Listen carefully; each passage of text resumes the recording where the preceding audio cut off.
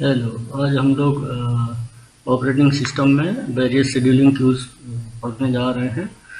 तो देखें scheduling queues क्या है। The operating system manages various types of queues for each of the process states.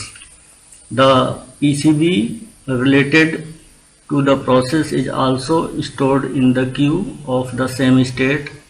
If the process is moved from one state to another state, then its PCB is also unlinked from the corresponding queue and added to the other state queue in which the transition is made. Scheduling queues मतलब ये है कि जैसे आप लोग various process state पढ़ चुके हैं और प्रोसेस पीसीबी यहाँ पर लिखा हुआ है। इसका मतलब क्या है, फुल फॉर्म इसका है प्रोसेस कंट्रोल ब्लॉक। ठीक है, तो ये दोनों आप लोग पढ़ चुके हैं, प्रोसेस स्टेट क्या है और प्रोसेस कंट्रोल ब्लॉक क्या है। ठीक है, तो जाहिर है ऑपरेटिंग सिस्टम मैनेज करता है वेरियस टाइप्स ऑफ क्यूज। ठीक है, for each of the process states.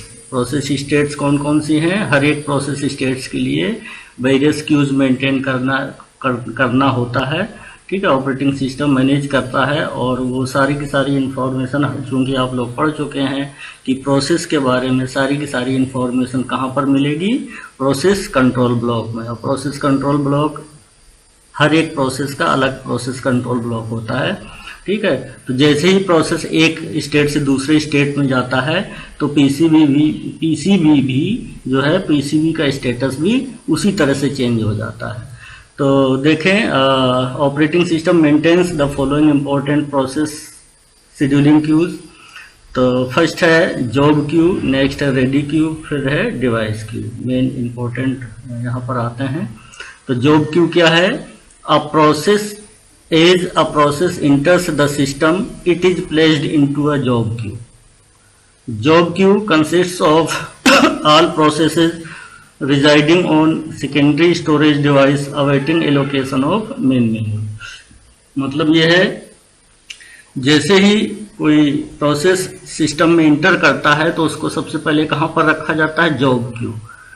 ठीक है, एक जहां पर रखते हैं उसको बोलते हैं जॉब क्यू। तो जॉब क्यू क्या है? Job queue consists of all processes. Job queue consists of all processes residing on the secondary storage device, awaiting allocation of main memory. तो यहाँ से क्लियर हो रहा है कि जॉब क्यू में क्या है? ऐसे सारे के सारे प्रोसेस हैं जो कि कहाँ पर स्टोर हैं? सेकेंडरी स्टोरेज डिवाइसेस में, और वो वेट कर रहे हैं कहाँ पर आने के लिए? मेन मेमोरी में आने के लिए वेट कर रहे हैं। तो ऐसे लिस्ट ऑफ प्रोसेसेस जो मेन मेमोरी में आने के लिए वेट कर रहे हैं, ऐसे लिस्ट ऑफ प्रोसेसेस जहां पर हैं उसको क्या बोलते हैं? Job queue. नेक्स्ट है ready queue. This queue keeps a list of all processes residing in main memory and are ready to execute. ठीक है, this list is generally a linked list. A ready queue header contains the pointer to the first and the last PCBs in the list. Each PCB has a pointer field that points to the next process in the ready queue. ठीक है, जैसे अभी आपने कहा या कोई भी आपने अभी तक पढ़ा है कि कोई भी प्रोग्राम है आपने इसे स्टोर किया है या सेव किया है, कहाँ पर सेव करेंगे? सेकेंडरी स्टोरेज डिवाइसेज में। सेकेंडरी स्टोरेज डिवाइसेज में सेव करेंगे। अब उस प्रोग्राम को आप एग्जीक्यूट कराना चाहते हैं तो वो कहाँ पर आना चाहिए? मेन मेमोरी में आना चाहिए। तो यहाँ को कॉन्सेप्ट समझ में आ गया। इसका मतलब वो प्रोसेस, कोई भी पर्टिकुलर प्रोग्राम जब मेन मेमोरी में आएगा तभी उसका एग्जीक्यूशन होगा। तो इसके पीछे क्या है कि ये इनिशियली आपने सेव किया तो कहाँ पर गया? प्रोग्राम को सेव किया तो कहाँ पर गया? जॉब क्यू में गया। अब उसको एग्जीक्यूट कराना चाह रहे हैं तो उसको कहां पर आना होगा? मेन मेमोरी में आना होगा। ठीक है, तो ऐसे सारे प्रोसेस जो कि मल्टी प्रोग्रामिंग एनवायरनमेंट में आपने पढ़ा है, क्या पढ़ा है कि कई सारे प्रोसेस कहां पर हो सकते हैं? मेन मेमोरी में हो सकते हैं। तो ऐसे सारे के सारे प्रोसेस जो कि मेन मेमोरी में है और वो एग्जीक्यूट होने के लिए वेट कर रहे हैं। ठीक है, तो ऐसे प्रोसेसेस की लिस्ट कहां पर होगी? जहां पर है उसको बोलते हैं रेडी क्यू। ठीक ठीक है। और इस लिस्ट को जनरली किससे रिप्रेजेंट करते हैं? लिंक्ड लिस्ट से। और ready queue header contains the pointer to the first and last PCB, first and last PC. Ready queue header क्या है कंटेन किया हुआ कि किस, या ready queue header points to the contains the pointers, pointers means address, address किसका किसका रखे हुए? फर्स्ट और last PCB in the list. And सारे के सारे इंटरमीडिएट पीसीबी कहाँ कनेक्ट, किससे कनेक्टेड है? लिंक लिस्ट से कनेक्टेड है। लिंक लिस्ट आप लोग पढ़ा है, डेटा स्ट्रक्चर में पढ़ चुके हैं कि लिंक लिस्ट क्या है कि कलेक्शन ऑफ नोड्स। यहाँ पर क्या है? कलेक्शन ऑफ पीसीबीज हो गया, जिसमें से हर एक नोड में क्या है कि नेक्स्ट नोड का एड्रेस है। ये आप लोग डेटा स्ट्रक्चर में पढ़ चुके हैं। इसका मतलब क्या है कि कोई भी एग्जीक्यूशन होगा तो पहले फर्स्ट पीसीबी मतलब फर्स्ट प्रोसेस, फिर वो प्रोसेस नेक्स्ट प्रोसेस कौन सा एग्जीक्यूट होगा तो इस पर्टिकुलर पीसीबी में उसका स्टेटस दिया है या एड्रेस दिया है नेक्स्ट पीसीबी का, तो नेक्स्ट प्रोसेस एग्जीक्यूट होगा। तो इस तरह से फर्स्ट, फिर नेक्स्ट, फिर नेक्स्ट, फिर लास्ट। जैसे ही लास्ट का एग्जीक्यूशन कंप्लीट हो जाता है उसके बाद मतलब सारे पीसीबी का, सारे प्रोसेस का एग्जीक्यूशन कंप्लीट हो गया। तो each PCB has a pointer field, यही लिखा हुआ जैसे आपने क्या अभी बताया था, कनेक्टेड है एक दूसरे से। कैसे कनेक्टेड है? किसी ने एक दूसरे से मतलब नेक्स्ट फर्स्ट प्रोसेस पीसीबी है तो नेक्स्ट पीसीबी का उसके पास एड्रेस होगा, ठीक है। तो वही लिखा हुआ है each PCB has a pointer field that points to the next process in the ready queue, ठीक है। Each PCB has a pointer field that points to the next process in the ready queue, या कि हर एक PCB में एक pointer field है या link field है जिसमें से किसका एड्रेस है? नेक्स्ट प्रोसेस का एड्रेस है। वो नेक्स्ट प्रोसेस कहां पर है? ठीक है, रेडी क्यू में। तो रेडी क्यू में जो नेक्स्ट प्रोसेस है उसका एड्रेस है जो कि एग्जीक्यूट होना है। तो सिंपल भाषा में हम ये कहें कि क्या किए हैं कि सबसे पहले प्रोग्राम आया, वो सबसे पहले प्रोग्राम कहां जाएगा? जॉब क्यू में जाएगा, और जॉब क्यू में गया और जॉब क्यू से फिर मेन मेमोरी में आएगा। मेन मेमोरी में आया, मेन मेमोरी के बाद फिर उसका एग्जीक्यूशन शुरू होगा। तो सबसे पहले कहां पर गया प्रोसेस आपका? जॉब क्यू में। जॉब क्यू से फिर आया रेडी क्यू में आया। रेडी क्यू में संभव, रेडी क्यू में आने के बाद उसका रेडी क्यू में आने के बाद उसका एग्जीक्यूशन संभव है। कैसे संभव है? अगर उसको सीपीयू एलोकेट हो जाता है। सीपीयू एलोकेट हो जाता है इसका मतलब उसका एग्जीक्यूशन शुरू हो गया। उस बीच अगर उसको particular input output operation perform करना है तो जैसे एक प्रोसेस है तो इसका मतलब उसको इनपुट आउटपुट ऑपरेशन परफॉर्म करना है, तो उसके लिए क्या करना, उस बीच क्या होगा? वो सीपीयू रिलीज कर देगा। रिलीज करने के बाद वो वेट करेगा जब तक उसके लिए इनपुट आउटपुट डिवाइस एलोकेट नहीं हो जाती। जैसे ही एलोकेट हो जाती है और आईओ ऑपरेशन परफॉर्म हो जाता है उसके बाद उसका एग्जीक्यूशन फिर से शुरू हो जाता है। ये सब आप लोग पढ़ चुके हैं, लेकिन यहाँ पर ये टर्म जो यूज हुए हैं ये बताने में, ये मतलब इसके पीछे सिंपली आपने क्या पढ़ा है कि प्रोग्राम सेव हुआ, सेव होने के बाद आप एग्जीक्यूट कराएंगे तो वो मेमोरी में आएगा, मेमोरी में उसका एग्जीक्यूशन शुरू हो जाएगा। एग्जीक्यूशन शुरू होने के बाद मेमोरी में आने के बाद उसका एग्जीक्यूशन शुरू हो गया। एग्जीक्यूशन शुरू होने के बाद कोई भी प्रोग्राम कंप्लीट हो जाता है, उसका एग्जीक्यूशन कंप्लीट हो गया अगर, ठीक है। तो उसके पीछे क्या है? ये तीन जो काम करते हैं, तीन क्यू काम करते हैं। फर्स्ट है जॉब क्यू, रेडी क्यू और डिवाइस क्यू। डिवाइस क्यू क्या है? ऐसे सारे के सारे प्रोसेसेस की लिस्ट, ठीक है, जहां पर प्रोसेस वेट कर रहे हैं किसके लिए? पर्टिकुलर आईओ डिवाइस के लिए, ठीक है। तो ऐसे लिस्ट को क्या बोलते हैं? Device Q. This queue keeps a list of all processes waiting for a particular IO device. This list is also maintained as a linked list. जैसे अभी आप लिंक लिस्ट का एग्जांपल लिया, आपने पढ़ा रेडी क्यू में, उसी तरह से इसमें भी है। कई सारे प्रोसेस हो सकते हैं, जैसे यहाँ पर रेडी क्यू में कई सारे प्रोसेस है, तो कई सारे प्रोसेस है तो उनको किस तरह से मेंटेन करा गया है? मेंटेन किया गया है लिंक्ड लिस्ट के फॉर्म में। इस लिंक्ड लिस्ट का फर्क मतलब पहले कौन सा प्रोसेस एग्जीक्यूट होगा, उसके बाद नेक्स्ट प्रोसेस कौन सा एग्जीक्यूट होगा, उसके बाद नेक्स्ट प्रोसेस की कौन सा एग्जीक्यूट होगा, ये सारा का सारा आपने मेंटेन किया है किसमें? ऑपरेटिंग सिस्टम ने मेंटेन किया है किसमें, लिंक लिस्ट के फॉर्म में। इसी तरह से डिवाइस क्यू में भी कई सारे प्रोसेस हो सकते हैं। क्यों कई सारे प्रोसेस हो सकते हैं, जैसे यहाँ पढ़ा आपने कि मेमोरी में कई सारे मल्टी प्रोग्रामिंग टेक्निक का यूज करके कई सारे प्रोग्राम्स हो सकते हैं। तो इसी तरह से कई सारे प्रोसेस ऐसे हो सकते हैं जो कि सेम इनपुट या आउटपुट डिवाइस चाहिए। तो ऐसे कई सारे प्रोसेस हो सकते हैं। इसका मतलब ये सारे के सारे प्रोसेस वेट करेंगे इसके लिए, पर्टिकुलर आईओ डिवाइस के लिए। तो ये भी जब वेट करेंगे तो किस तरह से मेंटेन करेंगे, इसको भी एज ए लिंक लिस्ट की तरह मेंटेन किया जा सकता है। तो इस तरह की क्यू को क्या बोलते हैं, डिवाइस क्यू। और किस तरह की क्यू को, जहां पर क्यू में या लाइन में है, कौन से लाइन में है, सारे के सारे प्रोसेस लाइन में है। किस लिए लाइन में है, क्योंकि उनको इनपुट या आउटपुट डिवाइस चाहिए। तो ऐसी क्यू को, ऐसे लाइन को क्या बोलेंगे, डिवाइस क्यू। ठीक है, समझ में आ गया। नेक्स्ट आगे बढ़ते हैं। तो ये सारे के सारे क्यू हो गए, मतलब जनरली जो यूज होते हैं। और उनको देखो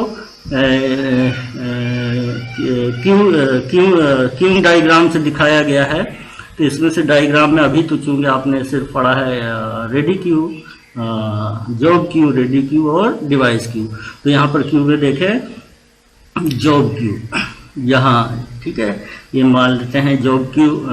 रेक्टेंगुलर बॉक्सेस में हमने क्यू दिखाए गए हैं और सर्कुलर फॉर्म में या सर्किल फॉर्म में रिसोर्सेज दिखाए गए हैं। तो क्यू क्या है, जॉब क्यू। यहाँ पर क्या है, सारे के सारे प्रोसेस हैं। कौन कौन से प्रोसेस हैं, जो कि मेन मेमोरी में आने के लिए वेट कर रहे हैं। ठीक है, यहाँ पर कौन से प्रोसेस हैं, मेन मेमोरी में आ गए हैं। ये सारे के सारे प्रोसेस क्या हैं, यहाँ पर ऐसे सारे प्रोसेसेस की लिस्ट है जो कि कहाँ पर आने के लिए वेट कर रहे हैं, या आने के लिए नहीं, मतलब एग्जीक्यूट होने के लिए वेट कर रहे हैं। यहाँ पर ये कहा जा सकता है कि यहाँ पर ऐसे सारे प्रोसेसेस की लिस्ट है, या ऐसे सारे प्रोसेसेस हैं जो कि मेन मेमोरी में तो आ चुके हैं, लेकिन वो सीपीयू एलोकेट होने के लिए वेट कर रहे हैं। जैसे ही किसी प्रोसेस को सीपीयू एलोकेट हो जाता है तो उसका एग्जीक्यूशन शुरू हो जाएगा। और अगर उसका एग्जीक्यूशन, सारे के सारे इंस्ट्रक्शंस एग्जीक्यूट हो गए उसके, तो उसका एग्जीक्यूशन कंप्लीट हो जाएगा। कंप्लीट होने के बाद वो पर्टिकुलर क्यू से एग्जिट कर ले जाएगा। ठीक है, नेक्स्ट अगर मान लेते हैं किसी प्रोसेस को, ये यहाँ पर प्रोसेस था, सीपीयू एलोकेट हो गया। अब सीपीयू एलोकेट होने के बाद उसमें एक ऐसा इंस्ट्रक्शन आया जिसमें से उसको क्या जरूरत हो गई, इनपुट या आउटपुट ऑपरेशन परफॉर्म करने के लिए। तो इसका मतलब उसने इनपुट या आउटपुट रिक्वेस्ट डाली, तो वो कहाँ पर जाएगा, इसका मतलब अब वो वेट करेगा, मतलब उसका एग्जीक्यूशन वेटिंग स्टेट में चला गया। क्यों वेटिंग स्टेट में चला गया, क्योंकि उसको पर्टिकुलर आईओ डिवाइस चाहिए। जैसे ही उस पर्टिकुलर प्रोसेस को आईओ डिवाइस मिल जाएगा, इनपुट या आउटपुट मिल जाएगा, तो उसका इनपुट आउटपुट ऑपरेशन शुरू हो जाएगा। और जैसे ही इनपुट आउटपुट ऑपरेशन कंप्लीट हुआ तो फिर प्रोसेस कहां पर चला जाएगा, फिर रेडी क्यू में चला जाएगा। ठीक है, और फिर वहां से फिर उसको अगर सीपीयू एलोकेट हो जाता है तो जहां से उसका एग्जीक्यूशन बंद हुआ था का मतलब क्या है, जहां से उसका छूटा था, कहां से, इनपुट आउटपुट ऑपरेशन परफॉर्म करने के लिए। ठीक है, तो उसके बाद आईओ ऑपरेशन कंप्लीट हो गया है तो उसके बाद से उसका एग्जीक्यूशन फिर शुरू हो जाएगा अगर उसको सीपीयू एलोकेट हो गया। और एग्जीक्यूट होने के बाद क्या होगा, एग्जीक्यूट होने के बाद उसके अगर सारे के सारे इंस्ट्रक्शंस एग्जीक्यूट हो गए तो फिर उसका एग्जीक्यूशन कंप्लीट हो गया। इसका मतलब फिर वो रेडी क्यू से बाहर आ जाएगा। तो ये है प्रोसेस इसका, क्योंकि प्रोसेस क्या है, सारे के सारे प्रोसेस कहाँ से चलते हैं, मतलब स्टार्ट होता है जॉब क्यू से, फिर रेडी क्यू से, और ये भी संभव है उसको डिवाइस क्यू में भी जाना पड़े, और फिर डिवाइस क्यू से फिर वापस रेडी क्यू में जाना पड़े। इस तरह से इसका मतलब क्या है कि प्रोसेस जो है अपने पूरे के पूरे लाइफ में माइग्रेट करता है, कहाँ से, एक क्यू से दूसरे क्यू में जाता है पूरे लाइफ टाइम में। ठीक है, तो एक क्यू से दूसरे क्यू में जाने का मतलब क्या हुआ, इसका मतलब ये हुआ, देखें इसी में आगे लिखा हुआ है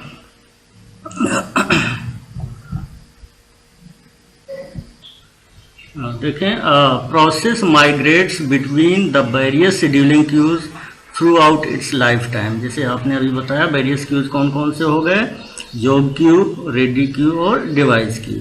तो अपने पूरी की पूरी लाइफ में जो प्रोसेस है वो एक क्यू से दूसरी क्यू में मूव करता है। The operating system must select processes from these queues in some fashion. The selection process is carried out by the appropriate scheduler. There are three types of schedulers: long-term scheduler, medium-term scheduler, short-term scheduler. अभी आपने देखा कि अभी आपने diagram में देखा था, क्या देखा था कि जॉब क्यू से फिर रेडी क्यू में आया, रेडी क्यू में आने के बाद उसका एग्जीक्यूशन शुरू हो गया, और ये भी कंडीशन हो सकती है कि वो डिवाइस क्यू में भी जा सकता है। ठीक है, डिवाइस क्यू में जाने के बाद उसका डिवाइस क्यू एलोकेट होने के बाद वो आईओ ऑपरेशन परफॉर्म करने के बाद क्या हो जाएगा, फिर से रेडी क्यू में चला जाएगा। ठीक है, रेडी क्यू में जाने के बाद फिर से उसका एग्जीक्यूशन शुरू हो सकता है, ये देखा है। लेकिन ये तो देखा कि एक क्यू से दूसरी क्यू में जा रहा है, फिर उसका एग्जीक्यूशन शुरू हो जा रहा है, फिर वो आईओ वेटिंग क्यू में भी जा सकता है या डिवाइस क्यू में जा सकता है। लेकिन ये जाने का काम, इसका मतलब एक क्यू से दूसरी क्यू में ले जाने का काम कौन करता है? ठीक है, यहां से यहां पर और यहां से यहां पर इस तरह से लाने का काम क्या करते हैं? एक कॉन्सेप्ट है ऑपरेटिंग सिस्टम में, उस कॉन्सेप्ट के थ्रू एक क्यू से दूसरी क्यू में जाया जा सकता है। ठीक है, इस तरह के कॉन्सेप्ट्स को बोलते हैं शेड्यूलर। ठीक है, या मॉड्यूल्स। ठीक है, तो कौन कौन से मॉड्यूल्स हैं ये आपने पढ़ा। There are three types of schedulers: long term scheduler, medium term scheduler, short term scheduler. Long term scheduler क्या है? Long term scheduler also known as job scheduler. Long term scheduler also known as job scheduler selects processes from job queue and loads them into main memory for execution. It is important that the long-term scheduler should make a careful selection.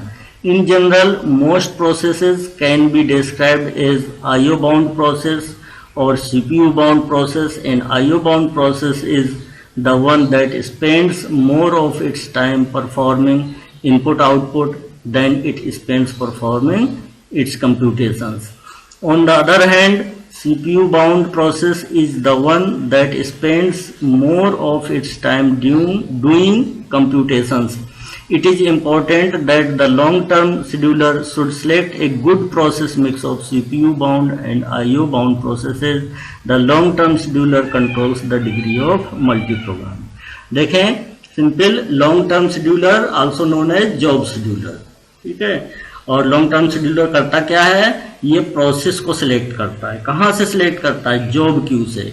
और कहाँ पर डालता है? Main memory for its execution. मतलब long term scheduler का काम क्या है कि जॉब क्यू से प्रोसेस को सिलेक्ट करना। जॉब क्यू में क्या है? बहुत सारे प्रोग्राम्स। ठीक है, और उनमें से सिलेक्ट करना, प्रोसेस को सिलेक्ट करना और रेडी क्यू में भेजना। ये किसका काम है? ये किसका काम है? लॉन्ग टर्म शेड्यूलर का। ठीक है, भेज दिया, लेकिन इसके सिलेक्ट करता है ये किसको? वेरियस प्रोसेसेस से सिलेक्ट, बहुत सारे प्रोसेस हैं, उन प्रोसेस में से सिलेक्ट करके वो रेडी क्यू में भेजेगा। तो रेडी क्यू में जब भेजेगा तो एक सिलेक्शन प्रोसेस भी बहुत ध्यान से करने की जरूरत होती है। कैसे? In general most processes can be described as either IO bound और सीपीयू बाउंड। कई सारे प्रोसेस हैं, उनको डिस्क्राइब किया जा सकता है कि आईओ बाउंड है या सीपीयू बाउंड है। अब जब आईओ बाउंड प्रोसेस का मतलब क्या है कि वो ज्यादातर टाइम स्पेंड करते हैं किसमें? इनपुट आउटपुट ऑपरेशन परफॉर्म करने में, बजाय कंप्यूटेशंस के। इसी तरह से सीपीयू बाउंड प्रोसेस क्या है? वो ऐसे प्रोसेस हैं जो ज्यादातर अपना टाइम स्पेंड करते हैं किसमें? कंप्यूटेशन परफॉर्म करने के लिए। ठीक है, तो इसका मतलब क्या है? इसका मतलब ये है कि अगर ज्यादातर प्रोसेस हमारे आईओ बाउंड प्रोसेस है, इसका मतलब क्या है? आईओ बाउंड प्रोसेस है, इसका मतलब क्या है कि ज्यादातर प्रोसेस ऐसे हैं कि वो इनपुट आउटपुट ऑपरेशन ज्यादा परफॉर्म कर रहे हैं बशर्ते कंप्यूट करने के लिए। ठीक है, तो कंप्यूटेशन परफॉर्म करने के बजाय आईओ ऑपरेशन ज्यादा परफॉर्म कर रहे हैं, इसका मतलब क्या है कि उसका कंप्यूटेशन हो गया, उसके बाद वो आईओ वेटिंग क्यू में चला गया डिवाइस। ठीक है, आईओ परफॉर्म करने के लिए वो रिक्वेस्ट डाल दिया डिवाइस क्यू में। ठीक है, तो जब चला गया इसका मतलब क्या है कि ऑलमोस्ट आपका रेडी क्यू एम्प्टी रहेगा। इसका मतलब क्या है, ज्यादातर रेडी क्यू एम्प्टी रहेगा। इसी तरह से अगर सीपीयू बाउंड प्रोसेस है, इसका मतलब क्या है, वो ज्यादातर कंप्यूटेशन परफॉर्म कर रहा है, ज्यादातर कंप्यूटेशन परफॉर्म कर रहा है। इसका मतलब क्या है कि डिवाइस क्यू यहाँ पर एम्प्टी रहेगा या आईओ वेटिंग क्यू एम्प्टी रहेगा, फिर सिस्टम अनबैलेंस्ड हो जाएगा।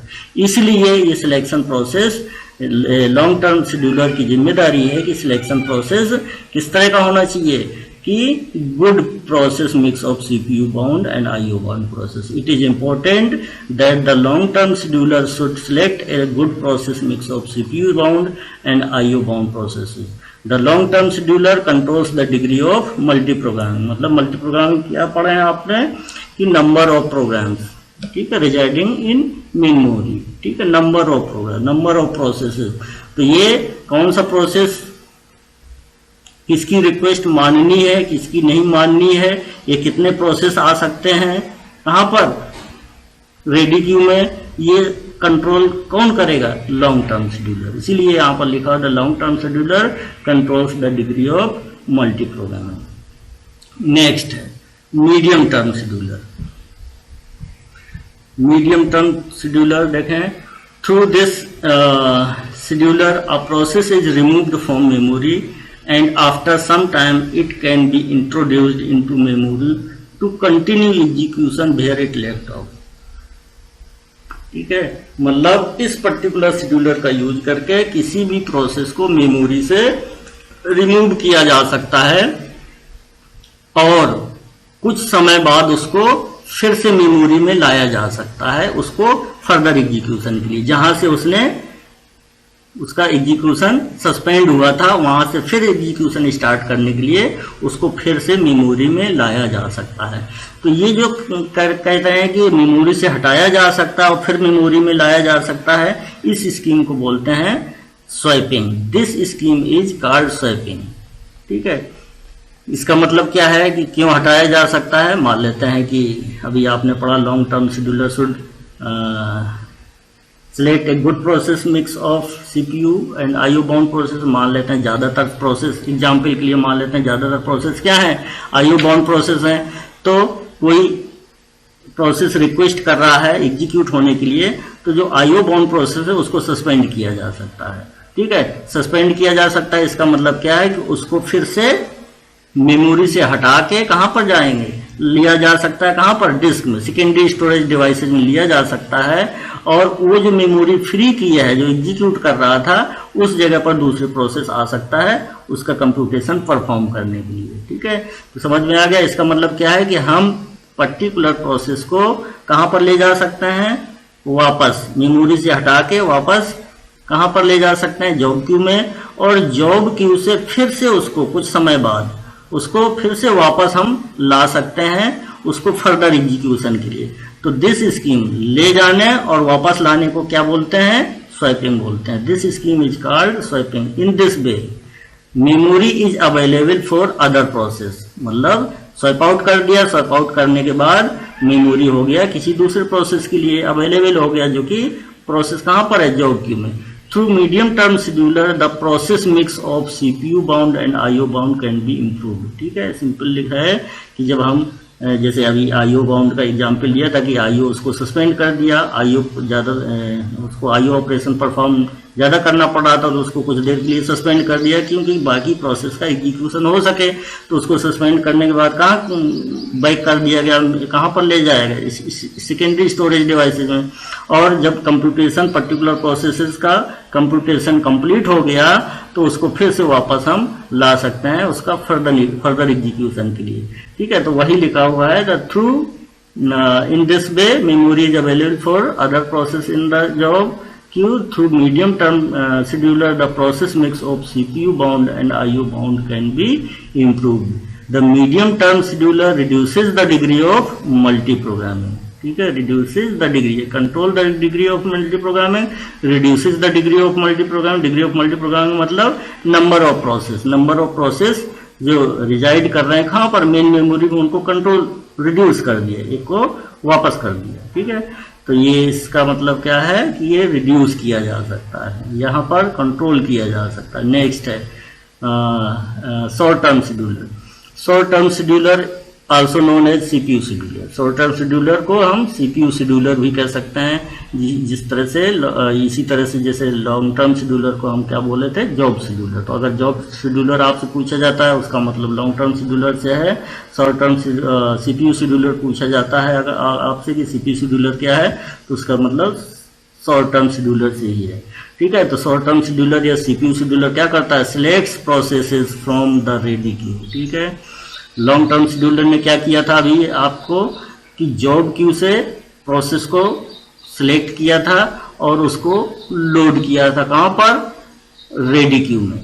अब क्या करता है मीडियम टर्म शेड्यूलर ने, क्या किया था मीडियम टर्म शेड्यूलर ने क्या किया था कि पर्टिकुलर प्रोसेस को मेमोरी से हटा दिया था और हटाने के बाद वापस बैक मेन मेमोरी में लाया जा सकता है। ठीक है, इस पर्टिकुलर शेड्यूलर के थ्रू।